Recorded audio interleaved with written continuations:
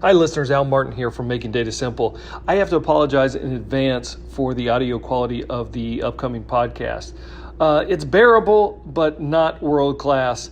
So please bear through it if you would. I think you're going to get a ton of value, and I promise we'll correct the audio in the future. Thanks so much, and thanks for listening.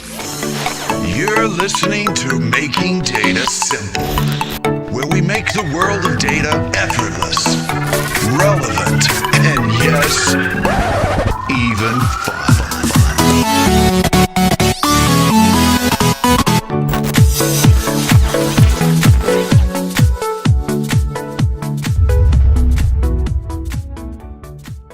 Welcome back to the Making Data Simple series. Al Martin's here.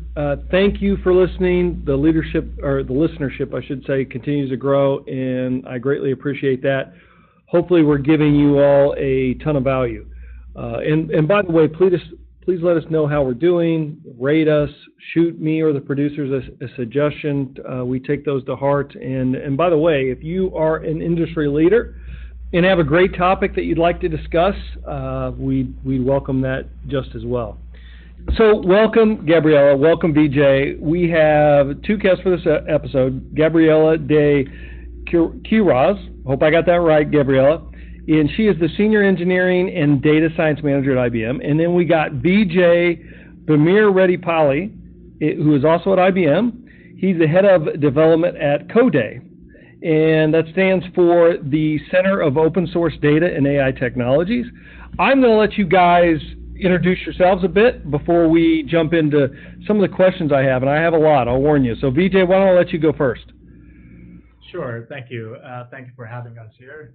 My name is Vijay Bommireddipalli. I lead a team here in IBM called the CODAIT team, or the Center for Open Source Data and AI Technologies. We're a group of developers, mostly based out of the San Francisco Bay Area, but also a few of them scattered worldwide, focused on open source technologies relevant to our data and AI area for IBM, right? So we're out there in the communities contributing code. We're out there at conferences and meetups presenting our work. So,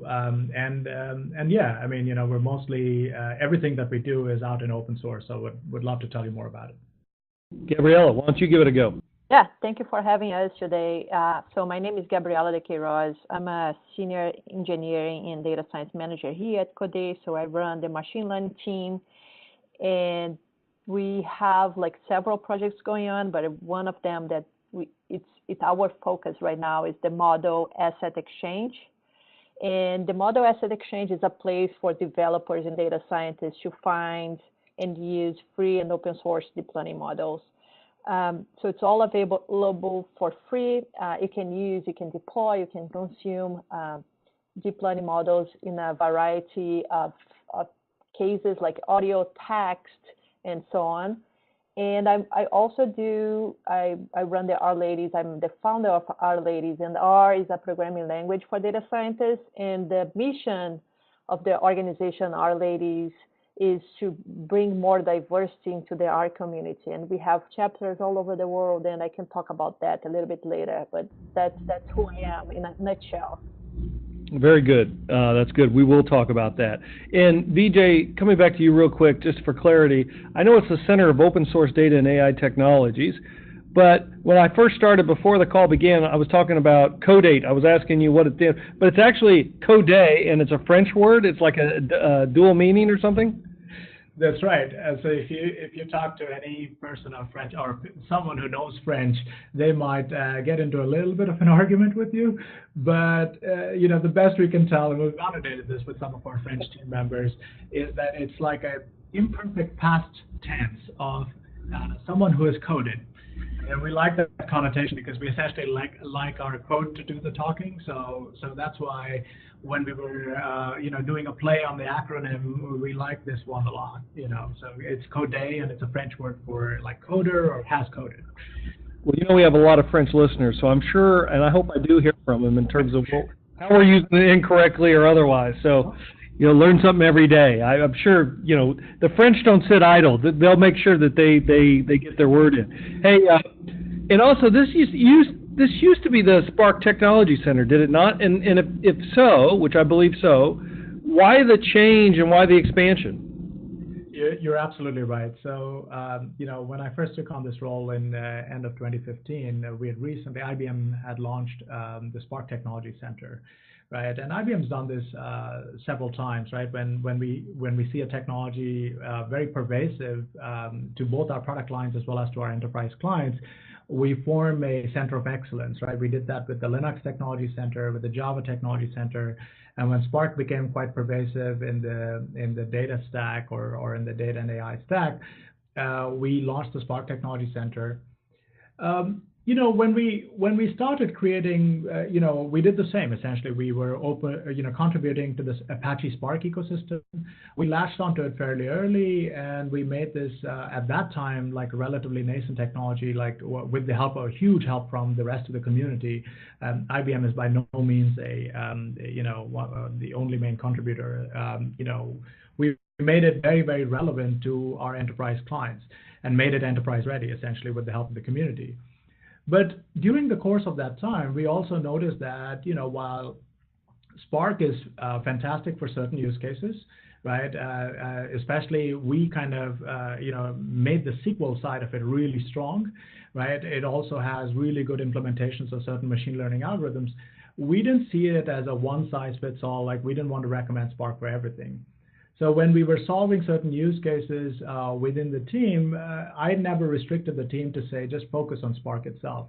So over time, what I noticed and what the team noticed is that organically people were using various different techniques for different problems, right?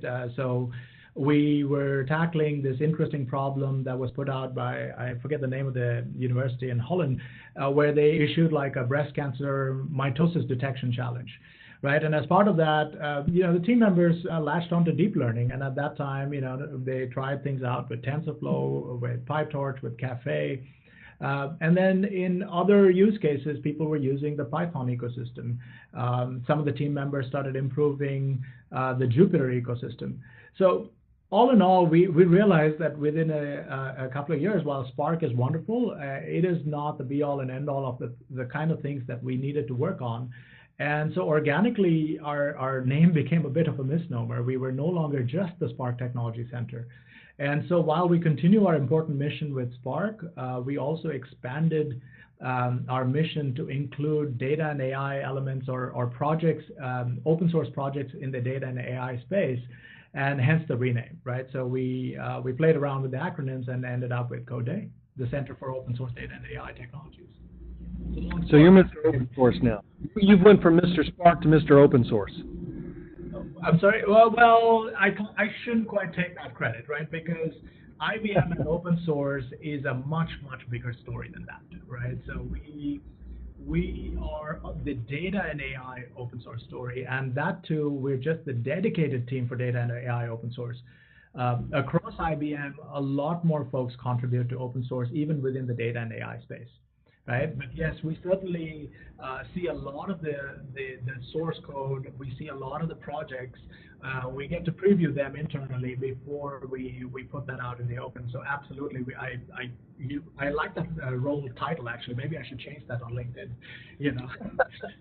All right, fair enough. I got another question for you, and then I got some questions for you, Gabriela. And look, I like to jump right in. I like to keep it fresh. And the good news about this. Some of the questions I ask, I have my own point of view, but see, I like doing the podcast because I get to ask it in very open terms to see what your point of view is. And here's the first one. So open source and IBM. Now, just throwing it out there, IBM has a lot of investment in software. We've got a lot of investment in hardware. And in some sense, I'm sure for people listening right now, they'd say that open source would appear to be the antithesis of our business model because we do make revenue in software, a lot of revenue in software. So my question to you is, what is the value proposition for open source? What is the business model? Or is it just lip service to attract developers? I'll leave it at that.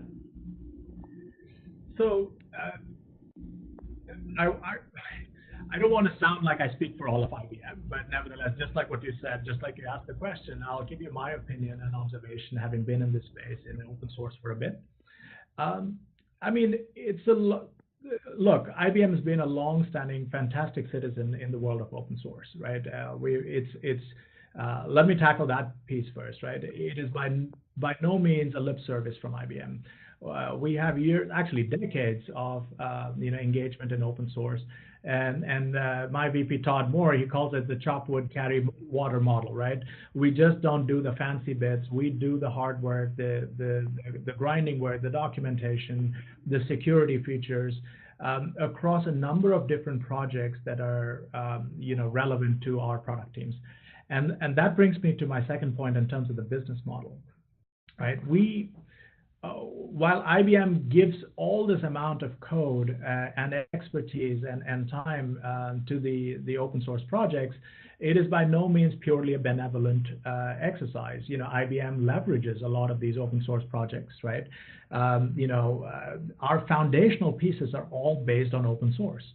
Right? If you look at Watson, the various Watson product lines leverage open source extensively, right? So this is, and this is not just true for IBM. This is true for all the big players in the space, right? Microsoft does that, Google does that, Amazon does that. And let me give you a specific example of like how they, and again, this is my example, right? I don't mean to kind of extend that in general. But let's take a look at Apache Spark, a project that I'm intimately familiar with. There's over 1,000 contributors contributing code into Apache Spark. It doesn't matter whether it's IBM or Google or Microsoft.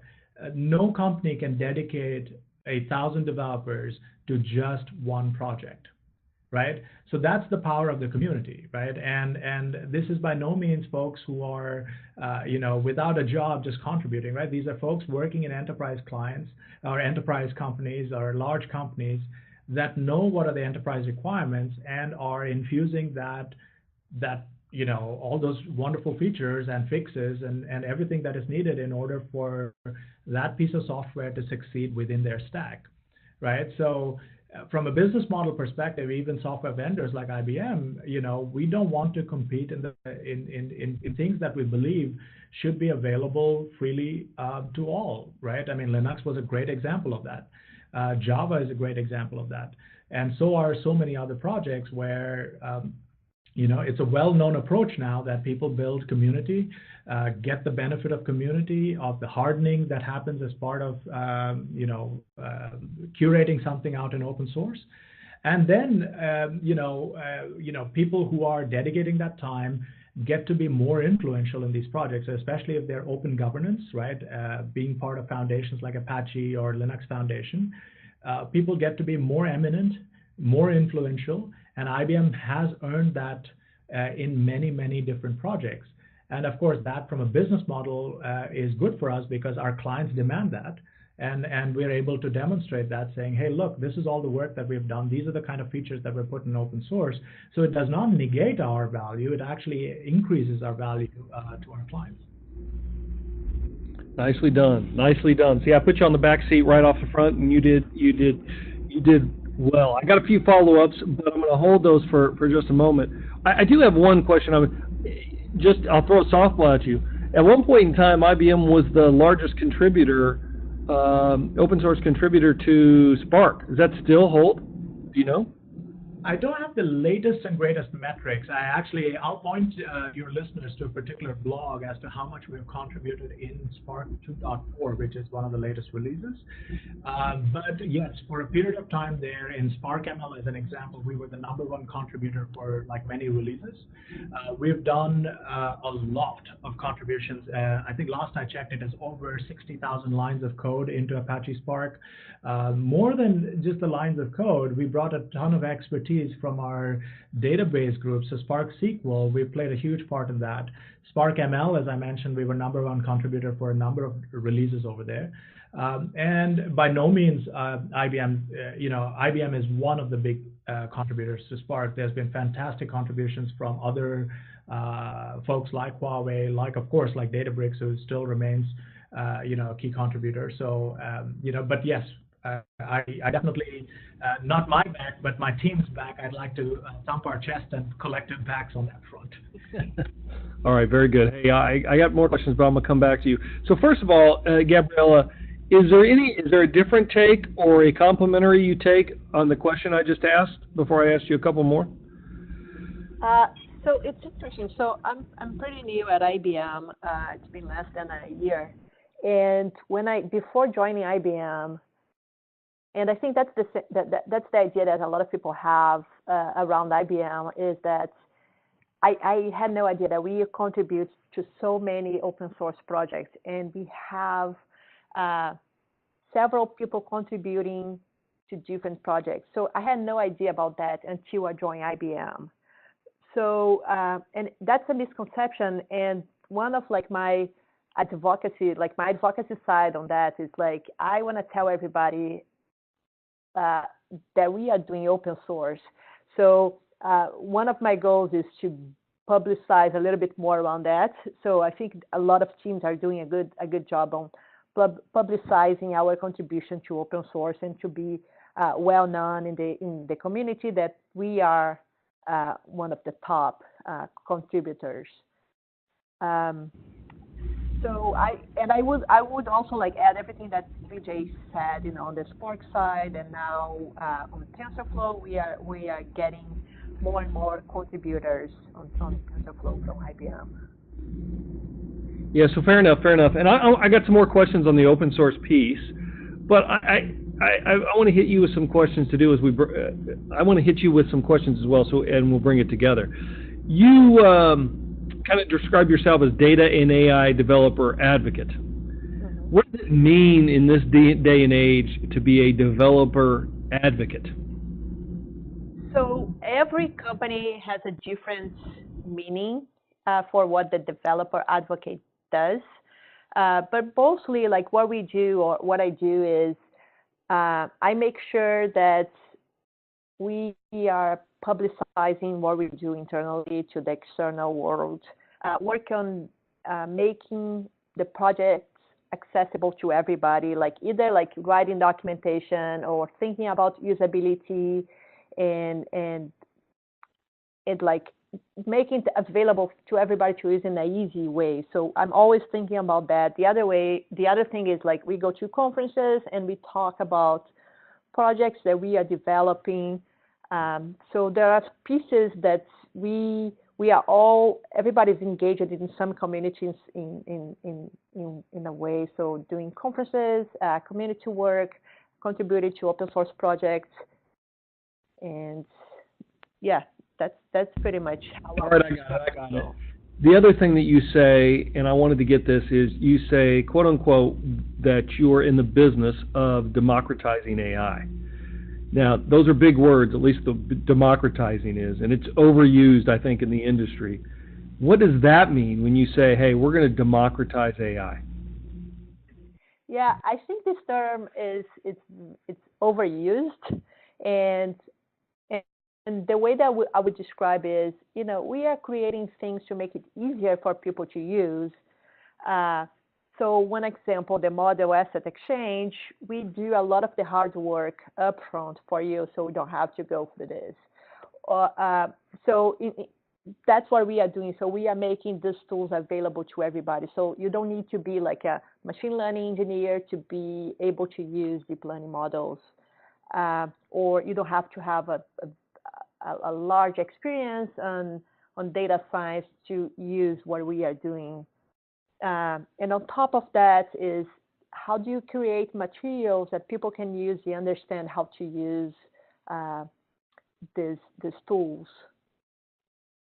Yeah, let me add a little bit to that, Al, if you don't mind. So think about it, right? I mean, these are new technique, they're relatively recent technique in the grand scheme of things, right? Deep learning. And it requires a fair amount of expertise for people to actually apply that. And everyone's pushing the envelope and trying to kind of improve the ease of use.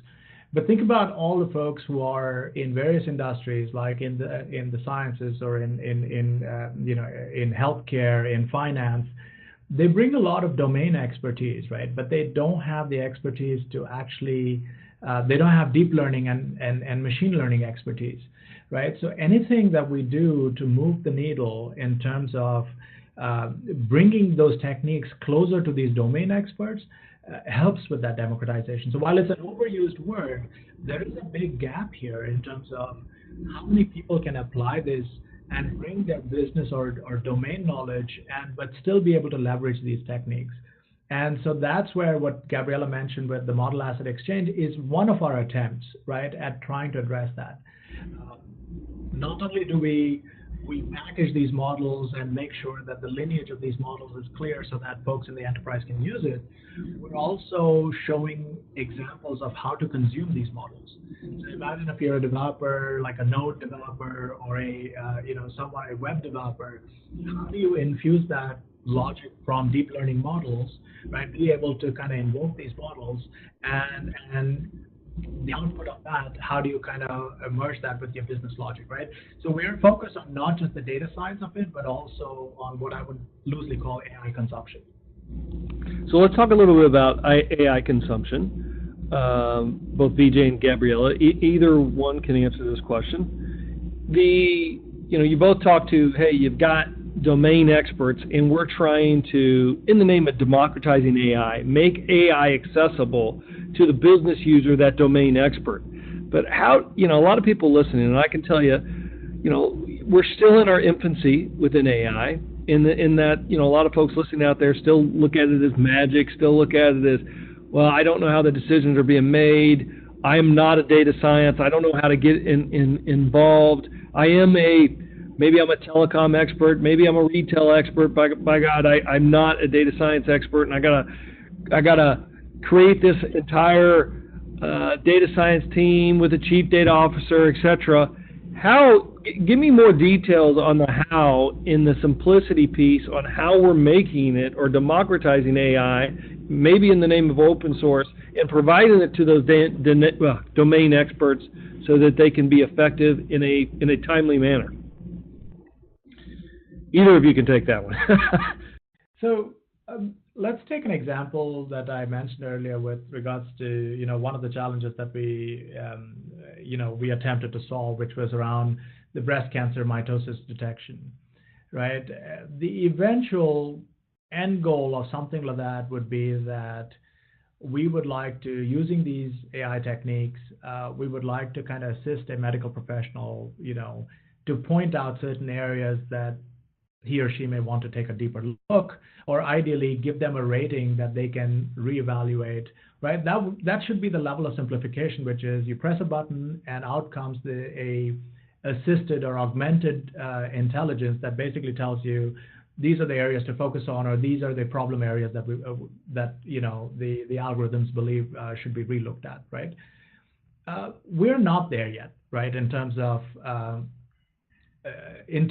both the technology as well as everything that surrounds it, in terms of the life cycle and so on, right? So for us, what we're trying to do is take that a piece at a time, right? For the first part, how do we make sure that the model is easily consumed, right? So with that end state in mind, let's break this problem down, right? I mean, how do we make sure the model is easily consumed? How do we make sure that the developer who is trying to kind of then come back and give an answer saying these are the areas you may want to look at, how does he or she invoke that model and present that information back to the user? How do we make sure that variations in the images do not result in wrong answers, right? So there are a number of different pieces over here that can be worked on independently. And when you put this all together, that's when you will really find the simplification, or what I would call the automated AI that is needed in order for this to become really useful to domain experts, right? And so everything that we are doing is a step in that direction. By no means are we anywhere close to being done, right? But hopefully that kind of provides context as to each of these things that Gabriela mentioned earlier is an attempt in that direction. Gabriela, did he nail it? Yeah, 100%. Nailed it. All right, look, I mean, so a couple things I would say on that, just to add for my own, because I can't keep my mouth shut. But look, I think, you know, we've got prepackaged AI models that you can use, like, well, I mean, yeah, there's what, I'm going blank. Watson. Visual recognition as an example. Visual recognition as an example. And then we've also got, you know, you can write your own models, which is build, deploy, and manage. So build is Watson Studio, deploy Watson ML, manage Watson open source. And the funny thing is I think that's where, you know, a lot of people in the industry, particularly the business leaders or the domain experts, get hung up. They're worried about bias, they're worried about model accuracy, and they don't know where to go with it. That's why we created Watson OpenScale, so that we can open that up with explainability, let that business user know, hey, look, you know, here's how the decision was made, and so that you can make follow-on decisions accordingly. You know, an interesting story with that, if I could share, I often talk about the default effect, where our minds are pre-wired to, if we've seen a previous decision before, we don't have unlimited compute and storage like computers do, so we'll make the same decision without all the facts if we think, hey, this looks like a decision I've already made. And it's called the default effect. And you know, so it's a form of bias, if you will, no different than anything else. And I thought about this the other day. I was given it was a lab spotlight, and I was given a speech, and we had a meeting in the morning. And then in the afternoon, we had another meeting, and all the people came in, and they sat in the exact same seats. I mean, the exact same seats. We had like 200 people, and I could almost verbatim say they sat in the exact same seats. And it's because they'd already made that decision, and some of the seats weren't good. They couldn't see the screen, but they said, well, I've already made that decision. I'm going to sit there again. So I thought that was a perfect example of the default effect. Well, we got tools that make that simple, like Watson OpenScale, so that we can see where that bias is happening and root out that bias. All right. Anyway, that's my story for the day. I don't know if it resonates here, but that's sorry to kind of interject, but that's a critical aspect here, which is, you know, is there any inherent bias in the data that was used for the models that were trained? And if so, you know, just because you were using that model before, are there tools in there that would point that out to the end user, right? So, you know, using data essentially to kind of, you know, find that bias and kind of point that out, and ideally even remediate that bias is critical. So all of the tools that you mentioned are critical in that, you know, enterprise AI lifecycle. And what we do at CODAIT is make sure that, you know, from an open source perspective, a subset of that is something that we are focused on, so that the community at large also benefits from that. Anything to add, Gabriela, before we move on? Yeah, so I think it would be interesting to mention that CODAIT, I only mentioned about the Model Asset Exchange because that's the focus of my team, but the CODAIT organization, there are other projects that we have. So we have the Jupyter Gateway, we have Fabric for deep learning, we have Pixie Dust, we have AI Furnace. Am I missing something, Vijay? But yeah, these are some of the, no, absolutely. These are some of the, you know, great projects that we jointly work with our colleagues across IBM, right? So a lot of these projects actually originated from research, right? So AI Fairness 360, Adversarial Robustness Toolkit, the Fabric for deep learning, Jupyter Enterprise Gateway that you mentioned, Gabriela. So all of these are you know, incredible projects that you know, the larger team is working on, and Gabriela is our machine learning leader. It was kind of leveraging, I guess, like some of this infrastructure underneath, including things like Fabric for deep learning. Well done. Hey, I want to pivot now. I want to ask a few what I call lightning round questions, but before I do, I'll just say that, look, I like it when I get to play stupid. It's seemingly very easy for me. I should maybe look into that, but quite simply, open source has increased the pace of innovation. I think it's provided an inflection point in the industry where we find ourselves, where we've got advancing algorithms and the plummeting price of compute and storage. You put that together with the open source and we see the pace of change and innovation we have today. So look, I think most clients, or no, every client should have an open source strategy.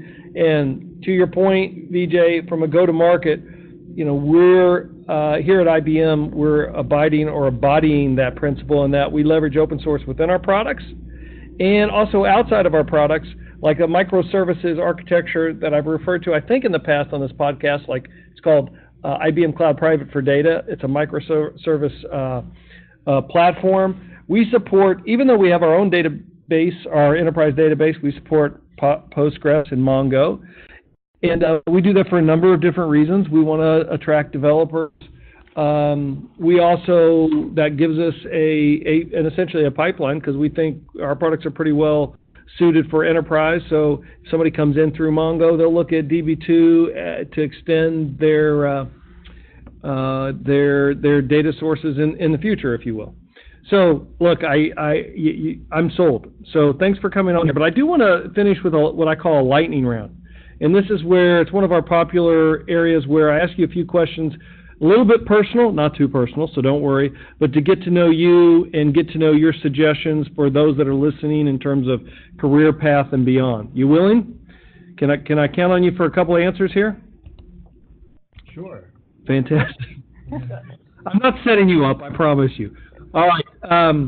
Real quick, and it's a lightning round. You can go as deep as you want, but it's really intended for quick answers. So, Vijay and Gabriela, I'll start with you, Vijay. What are your passions outside of the workplace? What do you do for fun?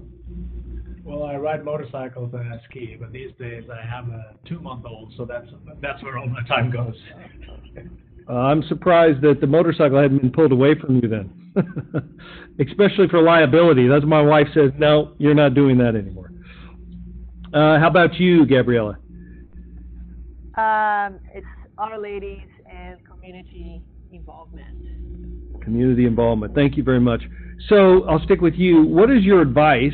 And for you, since you're focused on diversities and young ladies, what is your advice for young ladies that are considering a career, by example, in open source or data and AI for that matter?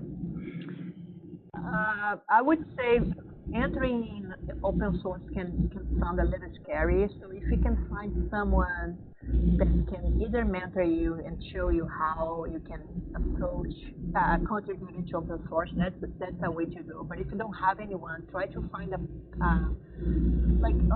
small project instead of going big at first. Try smaller projects where they have let's say good first issue and where you feel like the community is supportive. I would totally say go to the R community and find some R packages to work on and then start contributing on there, because R is well known for being a very inclusive and welcoming community. So I would say go there. And in terms of AI, be curious and learn as much as you can. Very good. Nicely answered. Vijay, same question for you. What's your advice for any students or even professionals out there that are considering data and AI technology or open source? Yeah, I mean, we live at a time when there's so much fantastic material, so many sources of so much fantastic material out there. As Gabriela said, start small. I think get going on things what I would call available as a service. Log on to one of the cloud providers, IBM hopefully, right? And try out their tutorials. Try out their different available code patterns, as I mentioned, on developer.ibm.com, and start small. And one by one, next thing you know. And by the way, you don't have to be like a PhD data scientist to kind of to get in at that level. What is often a misconception is people think that you need to be a a genius to get in. The key thing is the AI lifecycle involves not just data scientists, but developers and different pieces, in that continuum. So find out where you can play a part and get going there.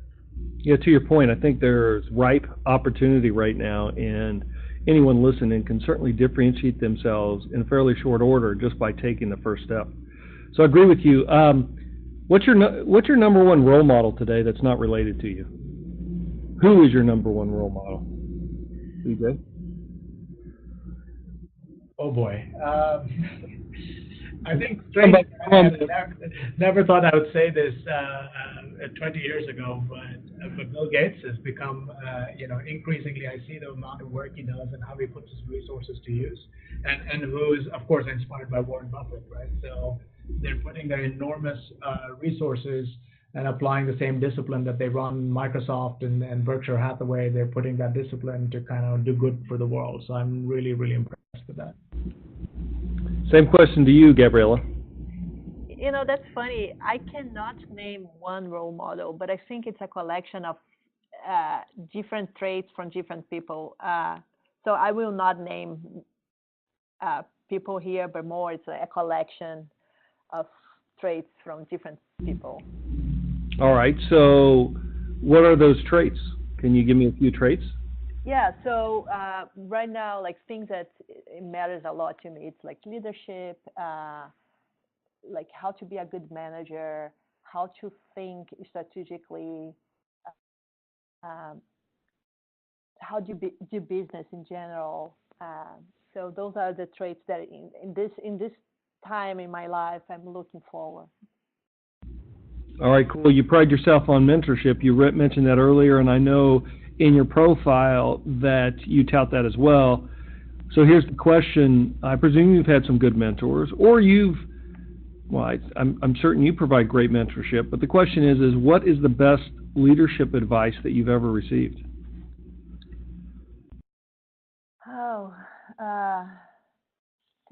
Always think, if everything goes wrong, what can it be? So leverage failures for good in terms of dissecting turning the dilemma into opportunity, I should say. Yes. And one thing that I want to say here is, since I joined IBM, it's incredible how many mentors I've had. Before IBM, it was so hard to have someone to help and mentor me. I was doing mostly like mentoring other people, and inside IBM, I found easy to access mentors. So I have few mentors throughout the organization that I go to if I have some questions or I want to bounce some ideas off. But so what should a business, if they're thinking, and they're not IBM, what they should be doing to emulate that environment? Yeah, that's a good question. That I don't know the answer. I don't think there is an easy way to access those people. Like, I think because inside IBM, they are always open to help, and you have one connection at least. You are IBM, or so you have this connection. Where on the outside, if you don't have any connection at all, it's hard. How do you approach someone? Right. I think one is mentorship needs to be part of an organization's culture, and I think a lot of times people get hung up on, they have a mentor and a protege and it doesn't work or something, and then that kind of sours their view of mentors or whatever. And I tell you what, a lot of mentors don't work for a lot of different reasons. But the idea is, all right, that one didn't work, toss it off and try another one. Toss it off, try another one. And what I find that is I always get one nugget of brilliance from each one, and then sometimes you'll find a brilliant mentor and you stick with one for a while, but you just keep trying until it matches. And I think it's got to be in your culture. So Vijay, what is the best leadership advice that you've ever received? I was, as Gabriela was answering I was thinking about it. I think for me, the main thing is exactly what you said, which is mentorship as a culture, or mentoring, or seeking out mentors is probably the advice that I first received. Like, which I until then there was a period of time where I think I was probably a totally, someone who thought he knew it all, right? And over time, you learned the hard way that, look, you could always use advice, especially when you're kind of stuck in the problem. Getting that advice from someone who's really, really experienced and can look at that objectively, right? So someone outside of your immediate sphere, right? And that's where what Gabriela mentioned comes into play, at least for us within IBM, where you have mentors coming across from different business units, different areas, but with bringing years of experience. What that does is allows them to look at this objectively, allows them to apply their experience, and over time, I can speak for myself. Again and again, I've benefited from the advice, the timely advice, the in-context advice that they provide, right? So I think, if anything, I would say the advice that I got to get mentors is probably most relevant for me. All right, so let me ask another one. What's the most important habit for individuals to be successful in open source? I would say be humble and come in with the intent to help. You're not always going to be able to, or it's not rewarding just to be that ace programmer or ace coder. Coming in with the intent to help is already a fantastic start. Gabriela, you get the same question. Be ready to receive feedback, either good feedback or criticism. That reminds me of one of my favorite books, which is Mindset by Carol Dweck. Being able to receive feedback and take it positively so you can constructively improve yourself moving forward. All right, last question. I've mentioned that book before. Last question. How do you learn, Gabriela? I mean, where do you go to get information? What's your go-to that others could learn from? I'm a visual person, so if there is any video around about a topic that I'm interested, I would go and look it up. It can be like for example, a Coursera class, or it can be a video on YouTube. But something that is visual. I don't have one source, but I have several sources that provide videos. Is my go-to place. So like Coursera and YouTube are two of your go-tos. Yes. All right. How about you, Vijay? Yeah, I mean, for me also, YouTube, strangely, I'd never thought that would be the case, but because of all these sessions that are out there, meetups that are being recorded, my Apple TV has a ready playlist of things that I need to get to, or topics that I need to get familiar with. So I use that as a starting point. And then, I think then I, at some point, either look at, so I subscribe to a bunch of newsletters, on the data science side, I subscribe to the O'Reilly newsletter, the ODSC newsletter, the Open Data Science newsletter, as well as, when I really want to get hands-on is when I go to Coursera or Udacity or one of the, hands-on courses. And of course, I'm always learning from developer.ibm.com because we do have videos over there. We do have like code patterns and things like that as well. Fantastic. Vijay, Gabriela, I know that you're both on LinkedIn and Twitter. We will put your contact information in the show notes. But I thank you for taking the time today. I took a ton of information from open source, and hopefully the community, the listeners, will also reach back out to you with any questions they do have. And again, if you're listening and if you have ideas or you'd like to expand upon this in a future podcast, please suggest something. We certainly take all nominations, all considerations. But you guys have been brilliant. Vijay, Gabriela, thank you so much for being on the podcast today. Thank you. It's been a pleasure. All right, folks, until next time, get back to making data simple, and I'll talk to you later. Bye-bye. Thanks for listening to the Making Data Simple podcast, where we make data fun.